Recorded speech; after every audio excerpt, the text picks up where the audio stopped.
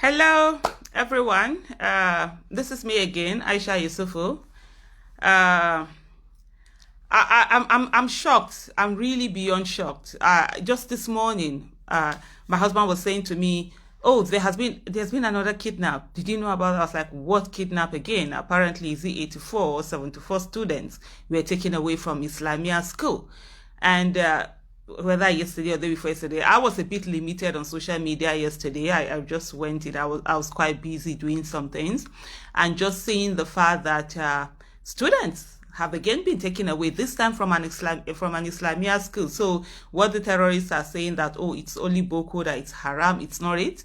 And here we are again. And the question I'm asking, when is the president going to resign, or when is the president going to be impeached? Are we going to sit down and continue like this, everyone becoming a victim? A lot of people have been paying ransoms, people have been taken away from their houses, and now the bandits have gotten brazen, and they've gotten to a place whereby right now what they're doing is that they're picking children from school, and then of course something got to exchange one way or the other. And what are we setting? What kind of precedent are we setting with this thing that we're doing? What kind of message are we sending to the terrorists, where they pick our children and then we go and meet them? It may be money exchange hands or whatever it is that happens, and then that's it. Nobody is going after the terrorists. Nobody is going after them. Nobody is fighting them. Nobody is putting them down. It just seems as if Nigeria has folded its arms, and there's no military, there's no commander-in-chief, there's no chief of army staff, there's no chief of naval staff, there's no chief of air staff, there's no chief of defense staff, there's no NSA, there's no DSS, there's nothing. Oh, there's DSS when it is time for protest. DSS are very good at picking up people and preempting them and saying that they're going to bring down the nation by protest or the other, but DSS are nowhere to be found when you need them to go after kidnappers, when you need them to go after terrorists, when you need them to go after bandits or whatever it is that they decide to rename them to make them look good. Where are the DSS? Where are the intelligence community? Where is DSS? Where is DMI? Where is the intelligence arm of police and all of that? We're spending so much money paying people to do this. In other countries, the people who are part of DSS, who are part of intelligence community, are usually the best. They go to universities. As soon as the best are coming out, they start recruiting them. They get them in. But here in Nigeria, what do we have? It's let my people go. It's man no man. It's nepotism.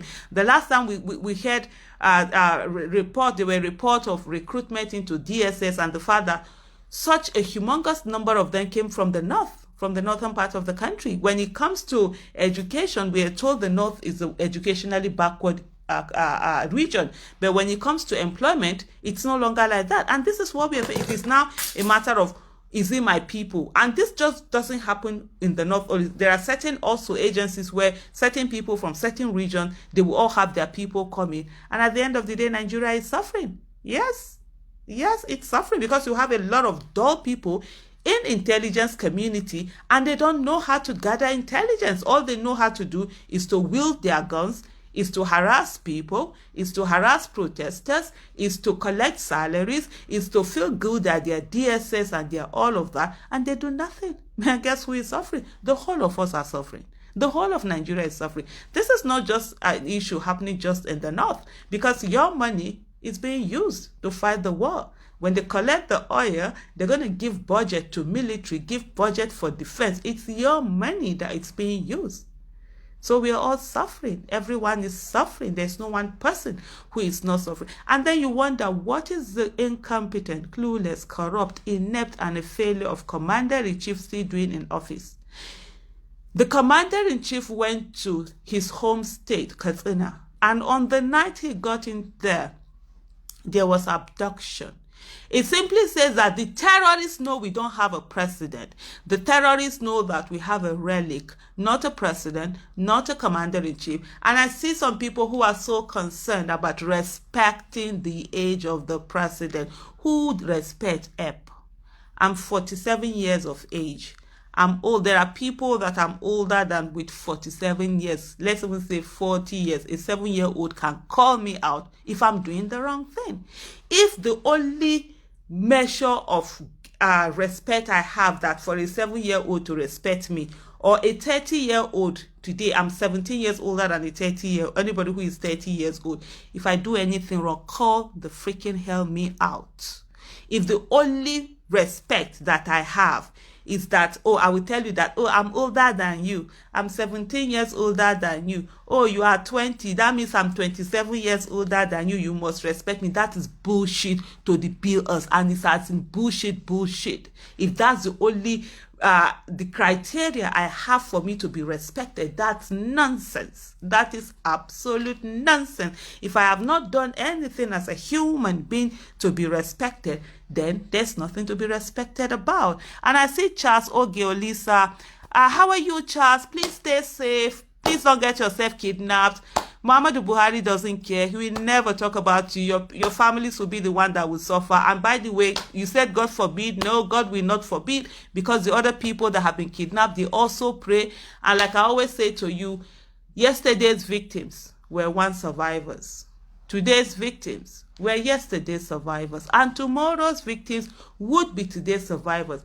The question I always ask is, who is next? And let me tell you something.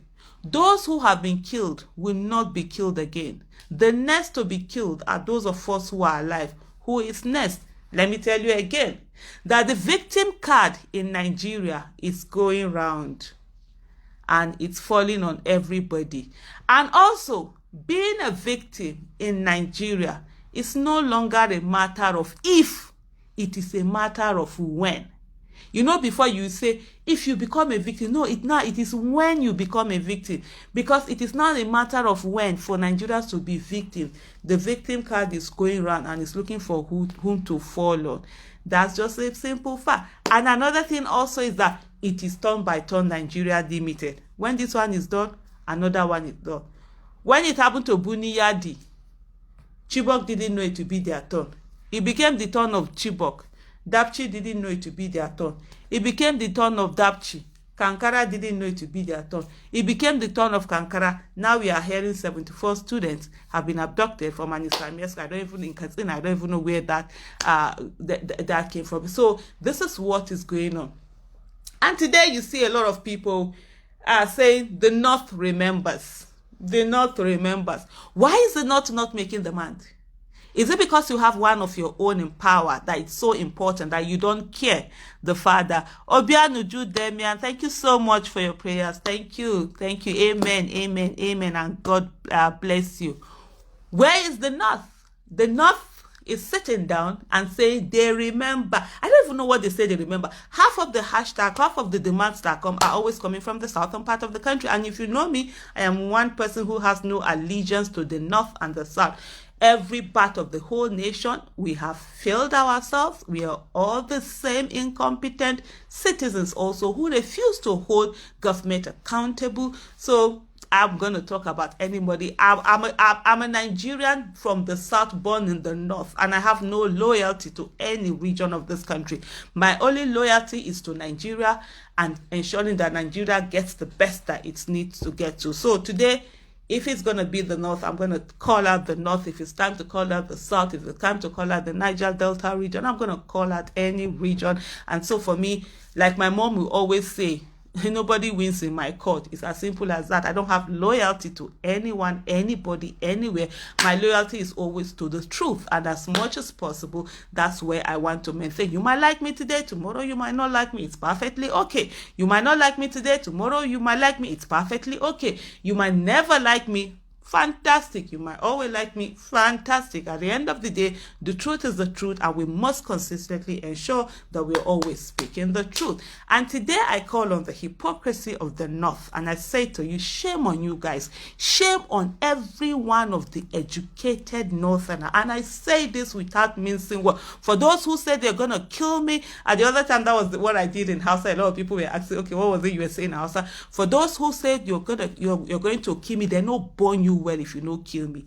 Please hurry up. Those who said they're going to slit my neck, please hurry up. Who is afraid of death? I'm a Muslim. I'm not afraid. We were brought up never to be afraid of death. The only thing that we are afraid of is the fact that we die not in faith. So that's why, like they say in Hausa, you know, when I'm praying, I speak 3 languages, so I'm always moving from there. Allah is the imani. That's all that matters. As long as I die in faith, and that's all that matters.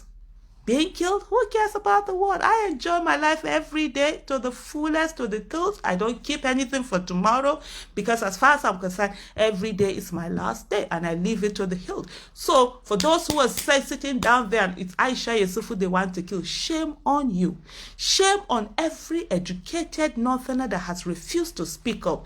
Shame on every educated Northerner that is sitting down there and have refused to make demands and have watched the people being killed and done nothing. And to those who are praising and still defending the incompetent, the clueless, the corrupt, the inept, and the failure of commander-in-chief and president that we have, double shame on you.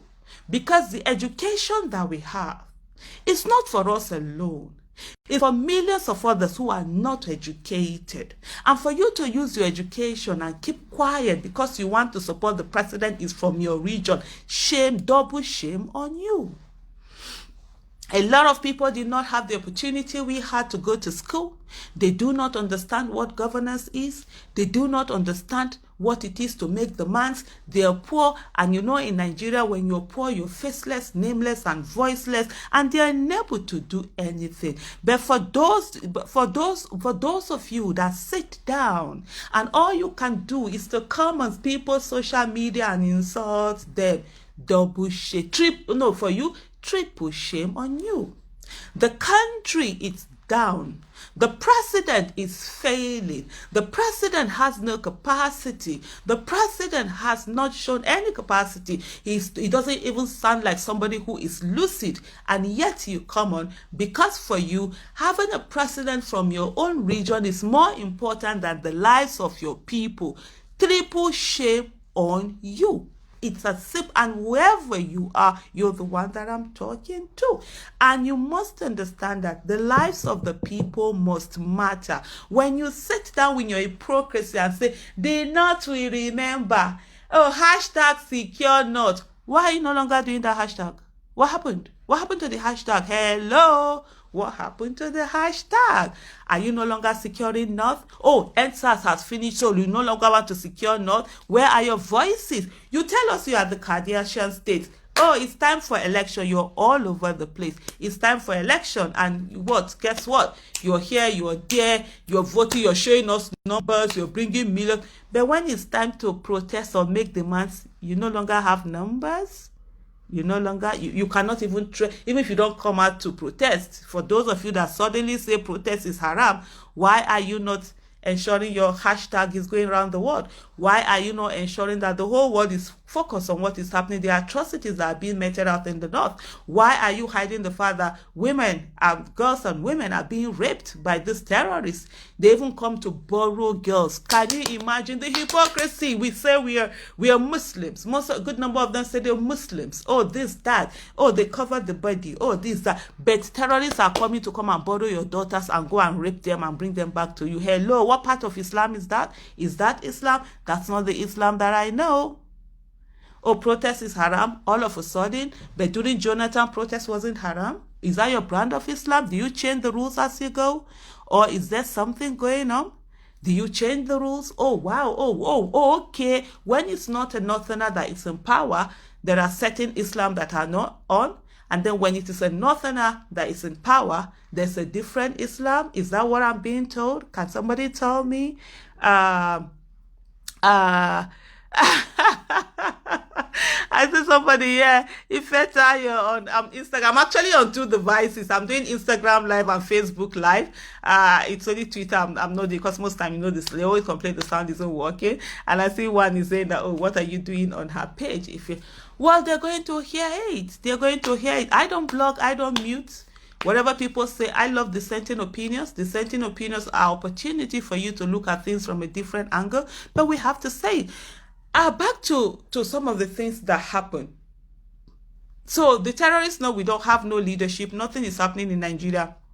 And of course, they're going to do whatever they want to do. The president went to Katsina, and on the night he went to Katsina, it didn't deter the terrorists from abducting over 300 students. I think they're saying 344 thereabout. It didn't stop them. They knew there was no security in that state. They knew they could do what they want to do. And I think this should worry every one of us. For those of you that are in Abuja and you think you are safe, I pity you. We are not safe at all. I see when they come and they are saying, I think Femi Adesina is said to be on TV talking about the fact that, oh, this bombing used to happen every day and all of that. Femi Adesina should just shut up. Just zip it. But then Nigeria is a country where people don't remember. In a few years, Femi Adesina will be done with government. Then he'll go and get a TV show and he'll be spewing all sorts of things. Nigerians will never call people to order. What do you mean by bombings used to happen all the time? Is it the bombings are not happening now? Is it a strategy? Is it something the government did, or is it change of strategy on behalf of the terrorists? They've decided to take over the hinterlands. They've decided to leave the cities for us and take over the city. Can you ask yourself, in everything that you do, are you confidently confident that there's something the government is doing that has stopped the bombings? Or is it that the terrorists just decided to stop because they were doing something much better? They've gotten hold of the villages and all of that. They are ruling. People are paying taxes to them. We've ceded governance of certain places to them, and they are doing what they want to do, how they want to do it, when they want to do it. And that's why you see that the president will come into the state, his hometown, and the terrorists will still go on and abduct. And the president, and the so-called president and commander-in-chief, is not even angry enough. I can imagine myself, Aisha Yesufu, as commander-in-chief of this country, and then I go to a particular place, and then the terrorists attack. In short, we will raise the whole ground. Let us raise the ground. How is it that Shekau still has the capacity to make videos? What is our Air Force doing? We will not go down there and ensure everywhere. We died there. But here we are, a whole commander-in-chief. Usha, what am I even talking about? Last year, the president went to Borno, and few hours after the president left Borno, guess what happened? Bomb went off in the same Maiduguri he had just left. And I was like, oh my goodness, how come the president will not send our military, our Air Force, even Navy, go down there and raise? Let me see you raise the whatever Sambisa forest, so whatever forest, so let's raise it down. There was nothing. There was not even single. And I kept talking. I think I remember I did a video on that. I talked about it on my social. But as usual, Aisha Yesufu makes noise. It is noise. It is later they come back and say, oh, that was what she was saying. We will continue to make the noise. We will. And guess what? He didn't do anything. So they know there's no precedent. And more worrisome, it's after the rescue of the Kankara boys, the interview with the president. First of all, they kept cutting the interviews. We're getting, for what I saw on the social media, I don't know whether there's a longer version, and please correct me if there's Obilo Anthony, na a do woman I be. We know they carry last. Pata we died there. Apart from say I be a do woman, agbede woman. Agbede, you know what it is? Agbede woman I be. Have for waiting now. We kukuma go die there. How you go person go just sit there, you can't become, the person will come be like coward. You pay for your own country. Imagine a Boko Haram, and then they put hand for our eye. How that thing they say happen. We get military, we get Air Force, we get all of that. This ragtag army, they come, they put hand for our eye, and our president sit down there like MU. Waiting now. Nigerians, they look up. They don't do anything. How? We go follow there. We go raise her. They know they fear face. They know they fear face. Now we they take do anyhow like this. So now we they take do people. We sit down here, they take us do people for our own country. Where we say we get military, we get boys. Where we say if we say make them go after Boko Haram, they go carry Sheka like this. Call Abuja. Put her for Igu Square. But you know what? Corruption no allow us. We get incompetent people. Better people when we go vote, enter office, we no grief vote there. We dey laugh. Guess who is laughing last? Who can they suffer now? Now who can they suffer? Not be all of us can they suffer. I just say only one person go suffer the suffer. when they talk, I just say now only one person. No be all of us come they suffer, they suffer. You see that now many people now they don't fit travel for Christmas. We born there. Now road you want follow where kidnappers they don't car for there. They look for who they go take. In short, kidnappers know they buy Christmas goods. Now human being they take 2 Christmas goods. They will carry you finish, you collect money for your family. Money where you don't say, where you don't they gather small thing, where you don't manage, you don't buy some things. You can't begin to sell there because of say insecurity. All of us with the feel now. So back to, from time to time, that PG, they should get some things where you want to talk. Now only for PG, now the thing they flow. Proper English, the thing know the flow. Get some craze where you want craze. Now for PG English, now the thing the flow. So back to what I was saying. So they were just these cuts. That was what I could see, and you could see they were just seconds of these videos of the interview that was done by the president with an NTA reporter.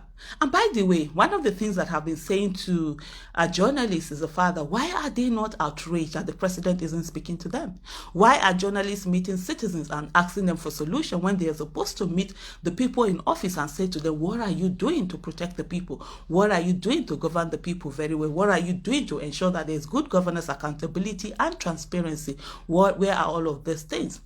And so this little video, seconds, was probably moments of lucidity that the president had, and those were the things that they could use.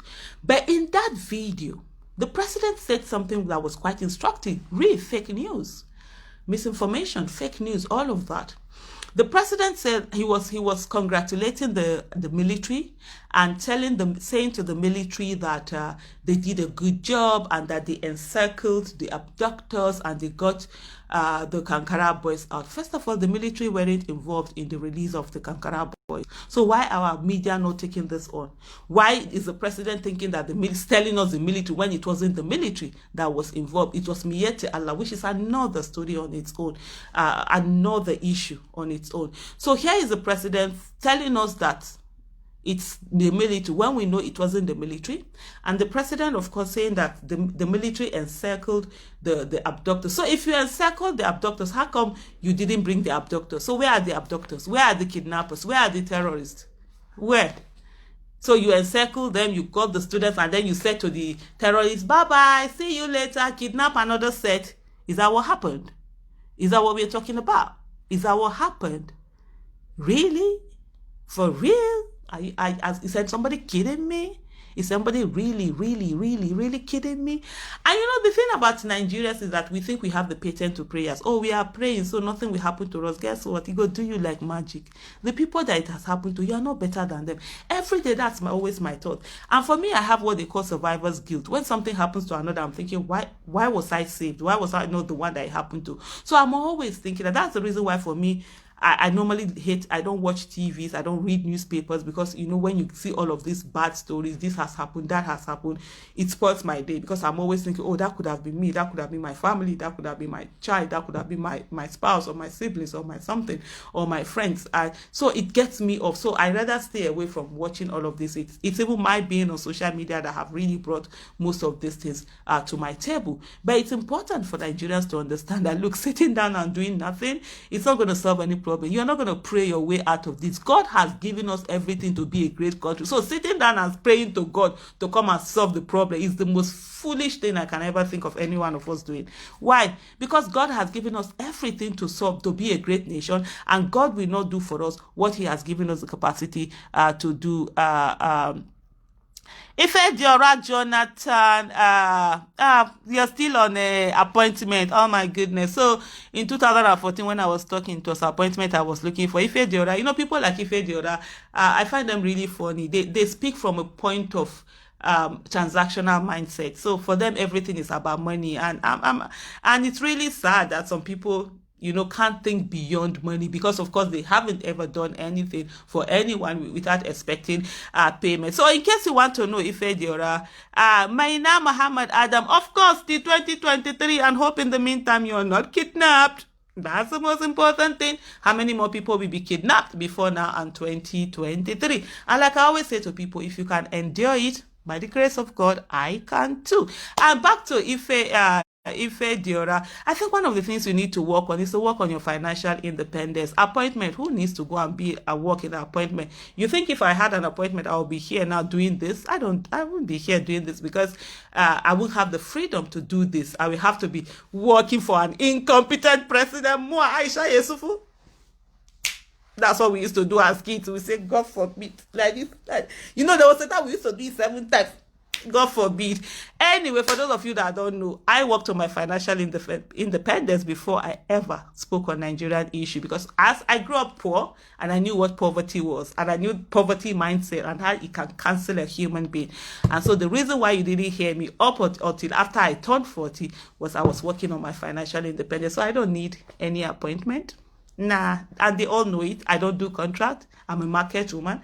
I don't go to their offices. I don't call anyone. That's why I can look at any one of them and call them out. I'm not looking for patronage. I'm not looking for anybody to come and give me work. If somebody comes to me that they are looking for work, CV, I tell them I don't carry CV. Sorry. That's why I have my big mouth to talk. You see my mouth big and they use and wear. I know they carry CV go anybody office. I know they ask anybody for contract. I've never done government contract. I've never gone to anybody's office to say. So that's why I can look them in the eye and tell them all the things that I would like to do. So back to the incompetence of President Muhammadu Buhari, the cluelessness, the corruption, the ineptitude, the failure, the carelessness, the heartlessness, the insensitive nature, and of course, Allah have mercy, this nation. We're really going away, and we don't know we are going away. We are busy trying to get one thing or the other. Let me. Oh, somebody represented. Oh, yes. Jennifer Dasley Hill. Isako fully represented. My vote, Mayana. Isako people, Mayana. Fully represented. And if you ever know an Isako person, will look you in the eye and tell you the truth. We might not have much. We don't have much when it comes to material things and all of that. But when it comes to mouth and saying the truth, Emma hamena amegwe. Ogo lolo anagbona mahatugemo emahegweloro mami matonugemola. Whether they like it or not, they're going to hear the truth. We're going to say it the way it is. We're not going to be mindful of what anyone is talking about or thinking about. It's going to be ensuring transparency, accountability, and good governance. And those are sacrosanct, and we must ensure that we get them. Today we have a National Assembly that does not even know what it is there for. And you know, I don't blame them. You know why I don't blame them? It's not we that ended up putting them there. And they know that the members of the National Assembly, or the legislative arm in short, know that the only reason why they got into office was because they belonged to APC or PDP. If they had tried to get into office using other parties, they wouldn't have gotten there. So their loyalty is not to you Nigerians. Their loyalty is to the people that gave them the party tickets. They know you didn't vote for them, because most of you decided that, oh, I don't want to waste my vote. I will give APC and PDP. We know, all the votes no waste. What is more wasteful than incompetence?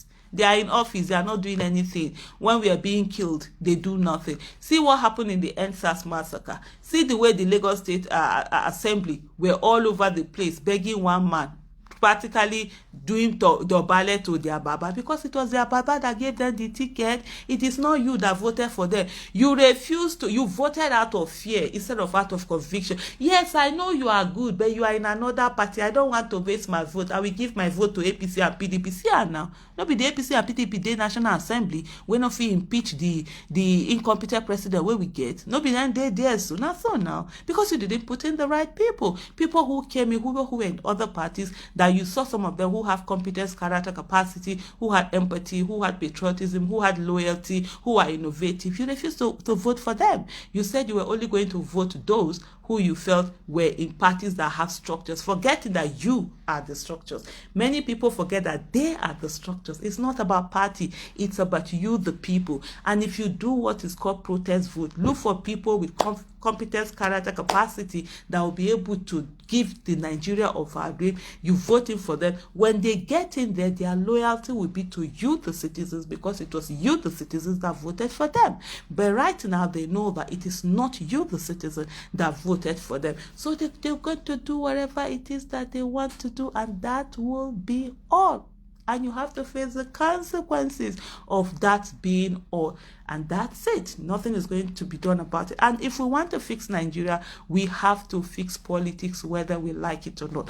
We have to fix politics in terms of having empowered electorate. We must begin to talk to ourselves. We must begin to learn about governance. We must begin to teach others. You see somebody who is frying akara, after frying akara, spend 5 minutes to try to enlighten her. The education we have, like I said at the beginning of this live program, the education that we have is not for us alone. It's for millions of others who did not have the opportunity to be educated. And so what we are going to do is to ensure that we educate them, we talk to them, we tell them, come down to their level. Don't be condescending. Don't be talking about it and be being come down, sit down. Mama, the woman they said, I look for soul, sit down for ground with her, gist with. After you go, if you go clean your clothes, nothing bad. Talk to her, because at the end of the day, her one vote will cancel your vote. And if she makes the wrong choice, it will affect you. So you need to have her enlightened to understand that that 5,000 they give her is not going to be anything for her to understand. You know, people don't realize the relationship between governors and their lives. So you need to get people to realize that her pikin wey dey house, wey never get job, no be witch, they do am. No be village people, they do am. No be enemy, they do am. Now government, the kind of people in government, because there's no good enabling policies for businesses to thrive, the economy is contracting, so nobody is employing, and it will affect our child. And you see all of these men of God, these religious rulers, they enslave people and they make issues that are normal. Okay, there's somebody here that said, until they kill 2 of my children. Look, let me tell you something. If God decides that my children are going to be killed, they will be killed. And I will not have any children. There are people who have given birth to 10 children. And if God says my children will not be killed, they will not be killed. So I know that I've already left that to God. So for you to come here, for you to come here and come and be talking that, oh, my 2 children. I have 2 children. One is 22. One is 9. Oh, is it 22? No, he's not yet 22. He's 21, right? Oh, he's 21. He will soon be 22 anyway. One is 21 and one is 19. And look, life is life. If God says they're going to die before me, they're going to die before me. If God says I'm going to die before them, I'm going to die before them. But guess what? We would never be quiet. We will never be quiet because anyone threatens us. I was trying to get the name of the person who just said that, and I didn't get. Absolutely, Buhari must go, and Buhari needs to go. That's as simple as that. So back to what I was saying. So there's that need for us all to sit down and begin to educate people, to tell them what is going on, to let them know what politics is all about, what governance is all about. And we all have a circle of influence. We have circle of influence. Every one of us, our village people, you send money for them, you send money to pay school fees, you send, why is this, I'm saying the Instagram was a bit blurred. So you send money for people to pay school fees, you send money for people to pay health, but you never make demands, you never talk to them about governance. And guess what? They'll continue to vote in the wrong people and continue to mount problem on you, because all of these things, sending money for school fees and all of that, that is what government is supposed to do. And like I always say to people, I don't want to help you. I want you not to need my help. I don't want somebody coming to meet me and say, oh, Aisha, please, my children have not been able to pay school fees. Guess what? I'm fighting for you not to have any need to pay school fees. If we had good quality education being given in our public primary and secondary school, who will go to private schools? There won't be any need. The government is supposed to provide good quality education at primary and secondary school level. It is university that people are supposed to pay. For me, our university education right now, it's one of the most cheapest in the world, whether we like it or not. And then we're doing this, at the end of the day, the people that we need to really get educated, where we need to focus on getting people educated at the primary and secondary school level, we've abandoned them. And people are getting low quality education. Then guess what? They get to university. Most of them don't even get to university. And then this low quality education is affecting us all, because the education at the primary and secondary school level are supposed to be for the society. So when you're educated, when they know you get sense for head, they know go use your head, they do bread. Many people where we get now, they use their head, they do bread. They don't know because they don't go school. So when you go school, when you have that education, then you'll be enlightened to participate in the community, in society effectively. And so university education is normally for specialization, and it's normally for the individual rather than the state. Yes, it's still good for the state, but it's more for the individual. And so you find out that a lot of countries, they focus on primary and secondary school education, and then make the university is quite expensive. And then you have people who are from indigent home, they are very brilliant. That's why you get things like student loans, scholarships, and grants, and all of that coming into play. And there are different kind of scholarship in terms of arts scholarship, academic scholarship, sports scholarship, and all of that. Our universities need to be truly autonomous, financially autonomous. All of this depends on government. It's almost a year now that students have been at home. I've seen some people who have been. Oh, that will be another video that I will do on the issue of ASU, and the fact that the Nigerian students normally. Students are the one, they can shut down a nation, shut down an economy. But yet today we see Nigerian students, the association that is supposed to be fighting for Nigeria, the NANS, they are busy playing with politicians. In 2019 election, NANS ASU strike was going on. The president of NANS and the ESCO of NANS went to meet Buhari and told them they were going to give him 50-something thousand youths. And then somebody think that he's by insulting me that I'll come out and make demands for you. Call your mom and your dad to come and make demands for you. I mean, they should love you enough to fight for you. Anyway, that's another. I'm one person.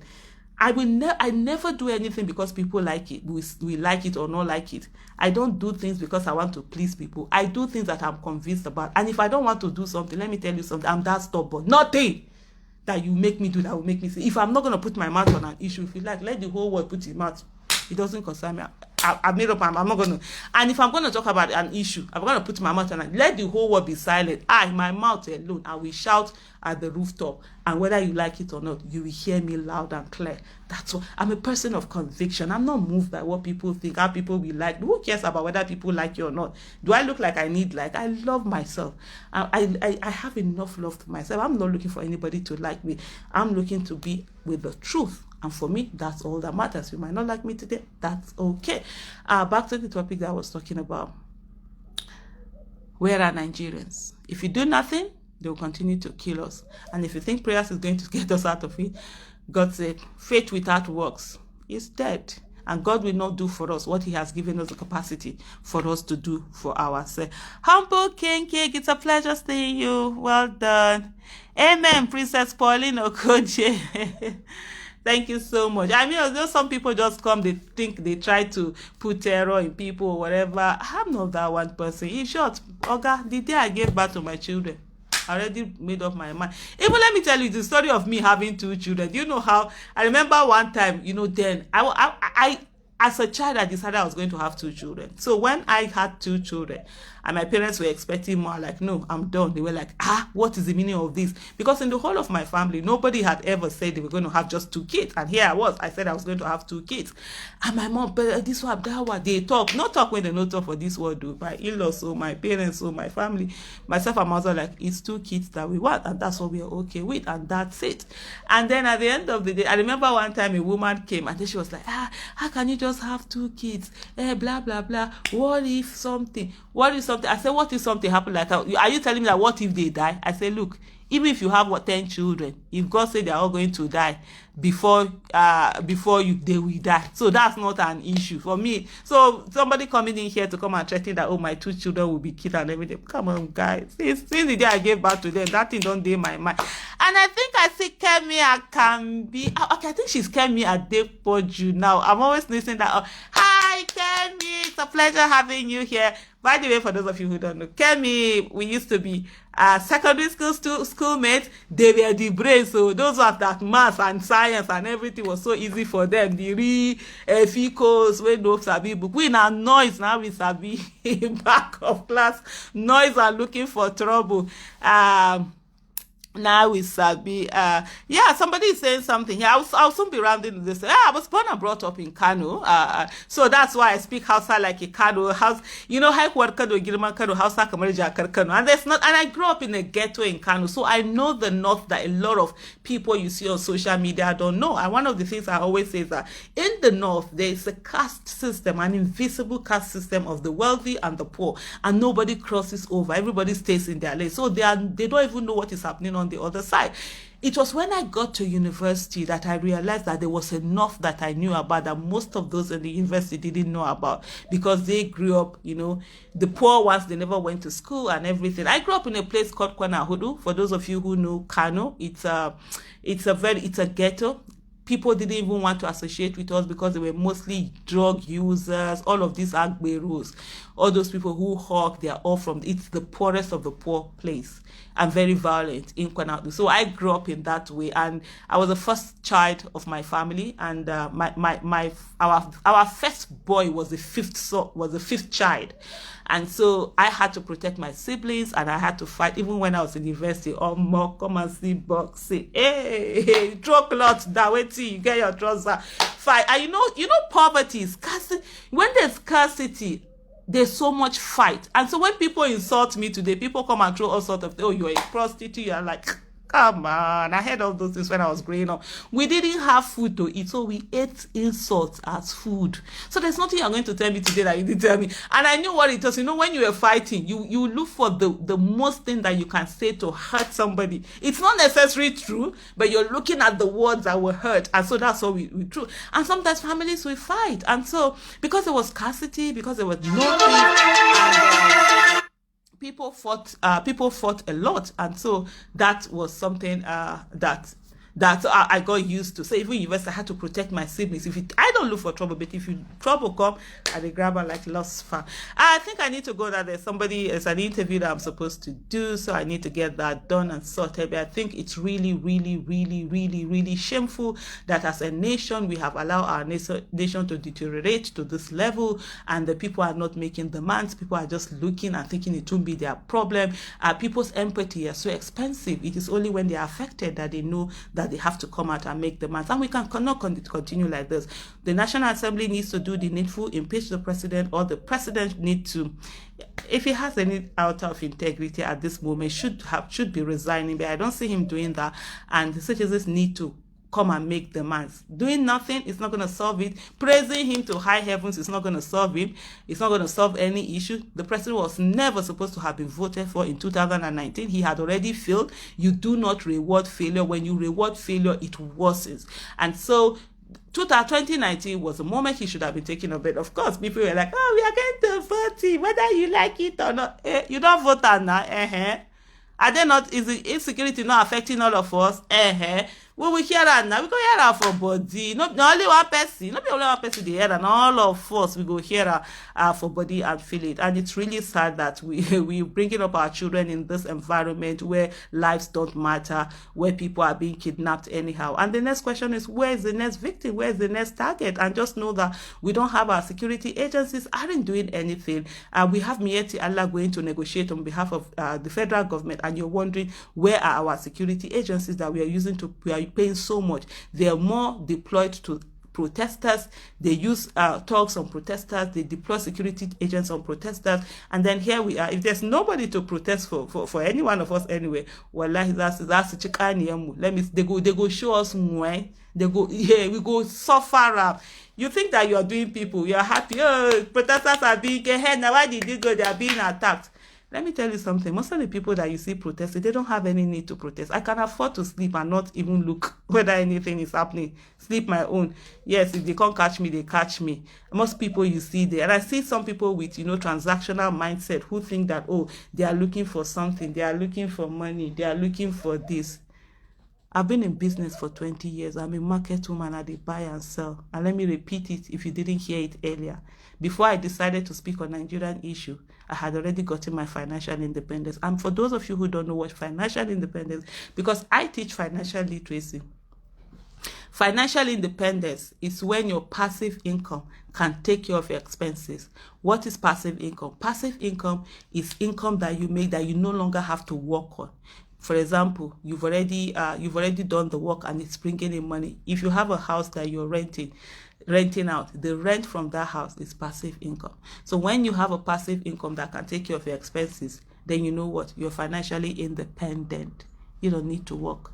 So you have time to do what you want to do, how you want to do it, when you want to do it. And for a lot of people who say that I don't have work, truly you're right. I really don't have work. I pay people to keep me unemployed. I pay people to keep me jobless. And so that's why I can afford to be on Twitter when I have to. Vincent Omo Osezua. Thank you so much. You will be greater than I am. You won't just be like I am. You will be greater by the grace of God. We need more people getting there. I think in the year 2010, I wrote 1,000 things. No, was it 100 things I wanted to achieve in 10 years? And one of them was to ensure that 1,000 people become millionaires. And when we are talking about millionaires, not in naira, in foreign currencies. Thank you so much, everyone, for joining me today. And hopefully will come soon. Let's Talk Nigeria, people, hasn't been happening. We'll start in the next year because I've had issues with my throat and I needed to rest my throat, and that's why I wasn't doing it every day. But sometimes certain issues come up and we have to speak. And let's not forget, if you keep quiet, they will continue to do what they are doing. You can all stay in your houses and complain and not come out and complain to those who are maltreating you and giving you bad governance. Guess what? It will only be a matter of time before it gets to us all. And like I always say to people, there is enough inna lillahi wa inna ilaihi raji'un and rest in peace for every one of us. If we do nothing, they'll continue to attack. So it's in our interest to stand up and do something. Thank you so much, and God bless you. Bye-bye.